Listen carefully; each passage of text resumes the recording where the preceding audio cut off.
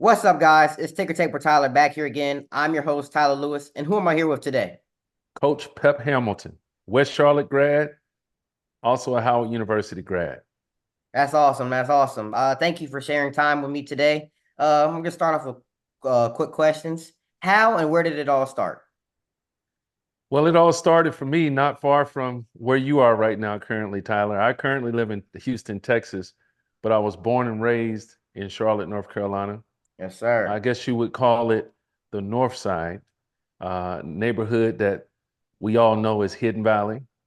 And, Yeah. my father was a Charlotte policeman, and he has since retired, but I grew up in Charlotte, had a great childhood experience as it relates to just the normalcy of that time. Close group of friends. We started school together, and we finished high school together. And I'm still close with the community of friends that I had over my lifetime, and throughout my childhood. But I owe a lot of really just my overall development as a young person and ultimately as an adult to the community of adults that were in the neighborhood that I grew up in. Miss Gloria Franks was my next door neighbor, and but she was a lot more than just a neighbor for me. She was in a lot of ways a second mother, second grandmother. She was the person that I spent time with after school. I had to get off the school bus, go over Miss Gloria's house, and oftentimes she would wait on me right there on her porch, and we would go inside, and she would have a pot of pinto beans ready for me, and it's even nostalgic for me today when we have pinto beans or black eyed peas or any type of beans where they put them in the crock pot, Mhm. and you smell that aroma as soon as you walk in the house.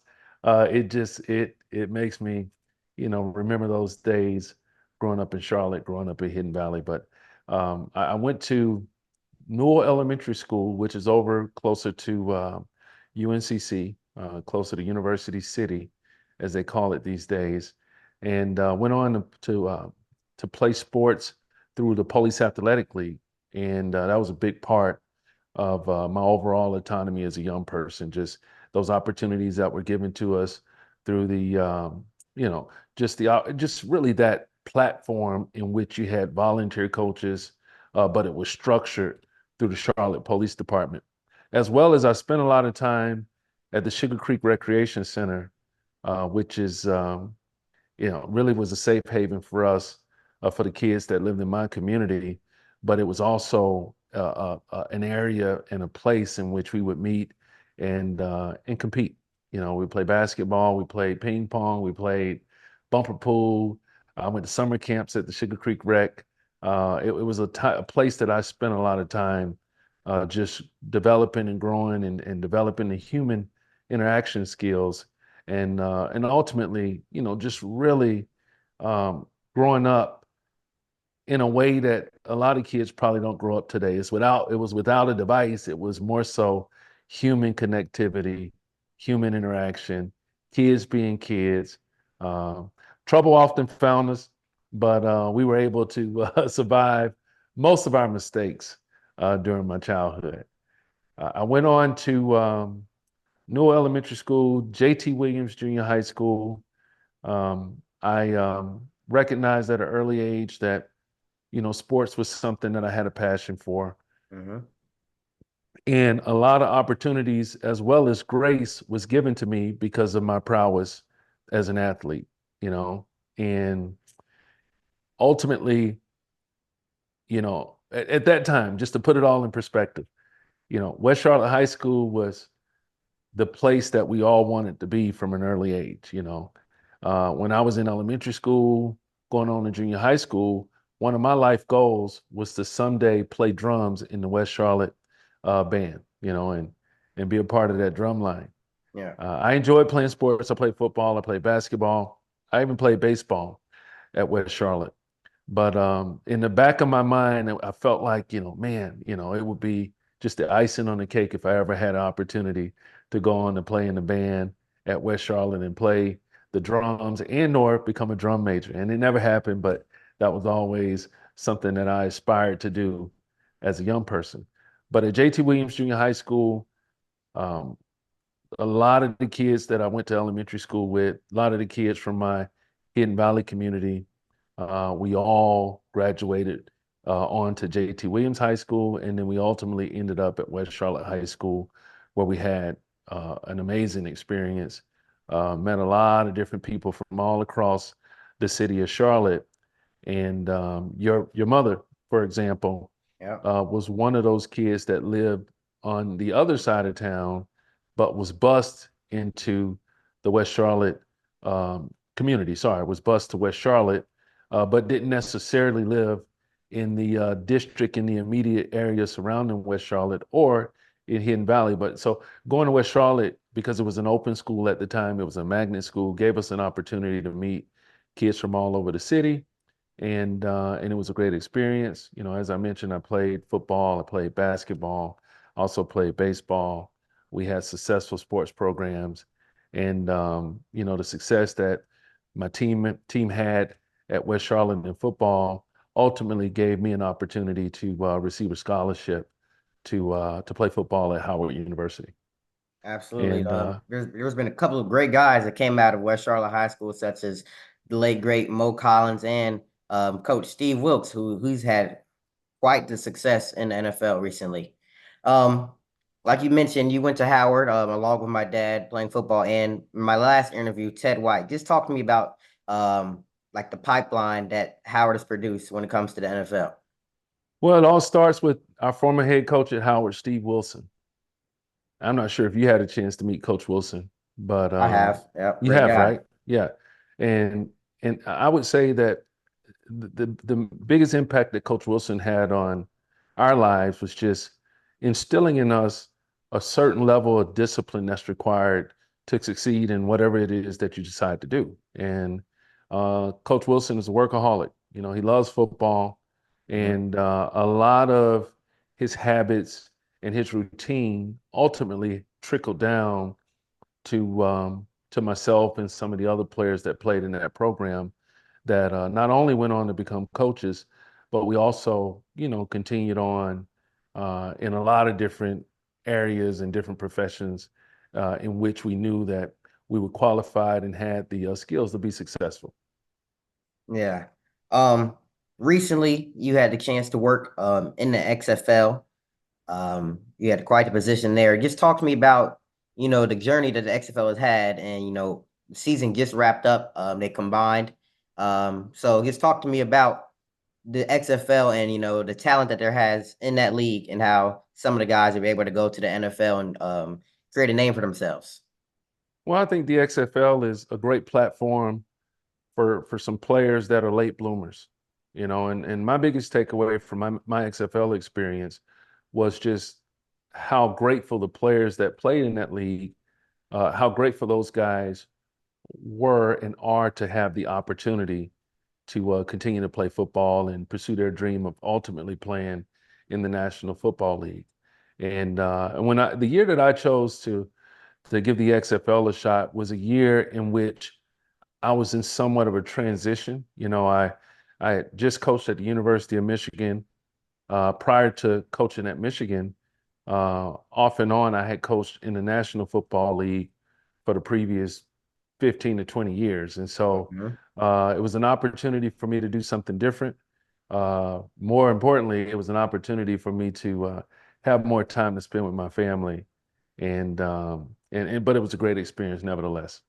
Yeah, you were during your time there, you were the positions you were was head coach and general manager. Just talk to me about how those like two different positions, one mainly on the field. They're both working with field, but you can kind of see both aspects of football. Just talk to me about how that was, that Well, I mean, challenge. they were both very demanding positions, to say the least. Yeah. When you're the general manager, you're responsible for just the development, the acquisition of talent to fill the roster, and ultimately the development of the program as a whole, or the franchise in this case, because we're talking professional football. one thing that was unique about the XFL, and it's different now, is at that time in year one of the second iteration of the XFL, we all stayed in DC. You stayed in the city that you played in, and so our setup was very similar to, I would say, a bowl game setup in which we lived in a Marriott. We used the ballrooms at the Marriott for different activities. We had our weight room set up in the ballroom. We had our meeting rooms set up in different conference rooms. Our office space, everything was centrally located, as well as the coaches and the players. The majority of us lived in that hotel. And so we spent a lot of time together. And so that's good and bad, because you're talking about 100 alpha males, that's trying to coexist in one space and spending a substantial amount of time together. So we had to first develop a culture of compliance within the team and the organization so that we can keep the main thing. And that was really just making sure that our players developed in a way that they would be able to present themselves on film when they went out to play games in a way that would get them an opportunity to go on and play at the next level. Course. Um, from your background, we see multiple helmets, but specifically in the top right, the two Stanford helmets, alum of there, Andrew Luck, who great quarterback in the NFL. A former teammate of his, Philip Dorsett, recently talked about how he's the most talented quarterback he's ever played with, talking about his talents, just even a better player than Tom Brady. That's what he said. You had the time to work with him. Just how would you describe Andrew and the things that he did in college and in the NFL? Well, I would say that Andrew, I would classify him as a unicorn, as somebody that's very unique, and you don't often encounter people that, have a elite balance of just being a humanitarian as well as being a great football player. Andrew is one of the most competitive athletes that I've ever been around. And in saying that, he's also one of the most soft-spoken, well-read, has a lot of different interests outside of football, which is not common in that space oftentimes, right? But I have a lot of respect for Andrew. I think, one thing that I recognize in some of the guys that I coached that at Stanford that went on to play in the National Football League is a lot of those guys had a tremendous passion for football, but they didn't need football. They had other things and other gifts and talents and skills that they could fall back on that ultimately would define the rest of their lives, as opposed to them defining themselves solely as football players. And Andrew was really the epitome of a well-rounded, all right, athlete that had interests outside of football that would sustain his life after football. It's awesome. He's one of the greats. I remember just watching some of his games, especially in the playoffs. He just made a whole bunch of big plays. He's a guy that will be remembered for a long time. When it comes to this year's draft class, we had six quarterbacks drafted in the first round. That's a Um, lot, some guys like Jaden Daniels, that's my guy, being a fan of LSU. Also, right? Drake May, he's from Huntersville, North Carolina. Caleb Williams, who was the number one pick this year. Who do you believe, has like the highest ceiling? Who's your favorite guy to look out for in the NFL? Wow. I would say, let me start by saying that I had the opportunity when I was coaching at the University of Michigan to recruit all the guys that you mentioned. Um, Caleb Williams played at Gonzaga High School in DC. Yeah. When I was coaching at Michigan, we offered him a scholarship when he was in the ninth grade, and that don't often happen. So he was extremely talented at a young age and continued to develop into the player that we see today, which ultimately became the number one overall pick. Jaden Daniels was a scrawny kid out of Southern California that just displayed tremendous poise, as well as a unique skill set to throw the football and run the football.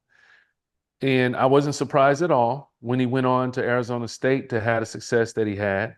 And ultimately, his last season at LSU, which was arguably his best season. Of course, he won the Heisman Trophy, but you Absolutely. saw his skill set and just his overall execution of their offense.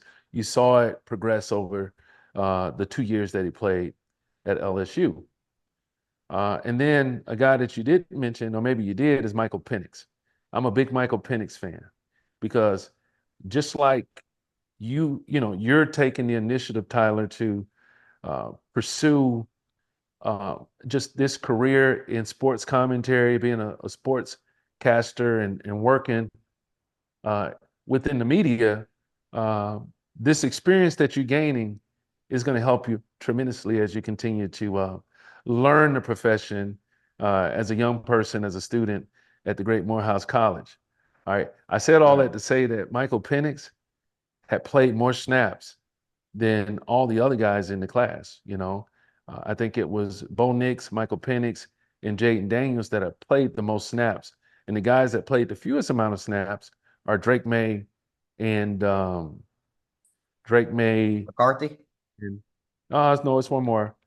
Drake May, Joe Milton, and there is one more. It'll come to me in a second. It's McCarthy. You said it, JJ McCarthy. That's exactly Michigan. right. He's won Uh, championship. Yes, sir. Yeah, that's exactly right. And so I said all that to say that what Michael Penix has is a ton of experience, and you can't teach experience, you know? And so, big fan of Michael Penix. I think that I don't want to say he has the most upside, but I think, what we've seen from Michael Penix up until this point are examples, more examples of what he's going to be asked to do when he has an opportunity to go out and play Sunday football than a lot of the other guys. Just all the pocket reps, his ability to process information and get the ball out of his hand relatively quickly and throw accurate passes. All right, he throws an outstanding deep ball, and I think he's a Absolutely. special player that way. Now, the guy that I didn't talk in detail about is Drake May. So, Drake May, you just mentioned it, Huntersville, North Carolina, right? Yeah. When I was in high school, or when I was growing up, not in high school, probably more so elementary school, his father was the quarterback at Independence High School. Okay. I was always a football fan, specifically a high school football fan in the city of Charlotte while I was growing up. And but one story that's not often told about Drake May and his lineage is Drake May's mother went to West Charlotte High School. All right. Her name is Amy Sockwell. She went to West Charlotte High School in the late 80s before I got to West Charlotte High School. But the tie-in to all of that is Drake May's grandfather. All right, his name, all right, he's the late Ed Sockwell. He was the founder of the Charlotte Sonics AAU organization, which later went on to become the Charlotte Nets. Okay. Well, I played AAU basketball in Charlotte, and I played for the Charlotte Sonics. And a lot of the guys that played with me at the Charlotte Sonics from the time we were 12 throughout our high school days, we went on to West Charlotte High School and we went on to win back-to-back state championships my junior year and senior year at West Charlotte High School. Well, the the founder and the father of that program was Drake May's grandfather, Ed Sockwell.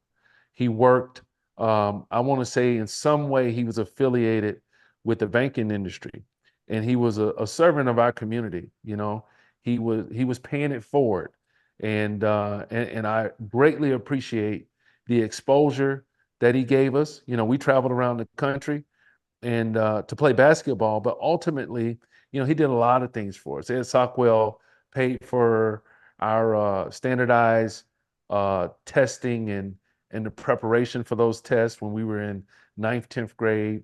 And then I think the most profound thing that he did for me was he gave me my first opportunity to intern with Bank of America when I was a junior at Howard University, and it ultimately led to me receiving a job offer from Bank of America when I graduated Howard.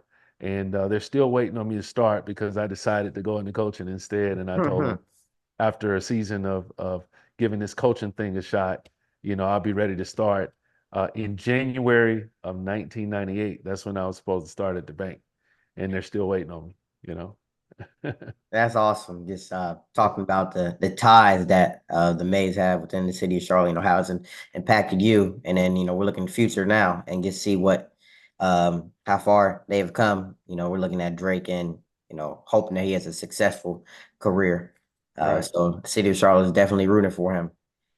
Question for you: how would you describe your coaching style? Oh man, wow, my coaching style, and I quote some of my players, I've had some players call me Joe Clark. You may be too young to know who that is. You ever seen the No movie? clue. You ever seen Lean on Me? You need to go back and watch that. That's a good movie, Tyler.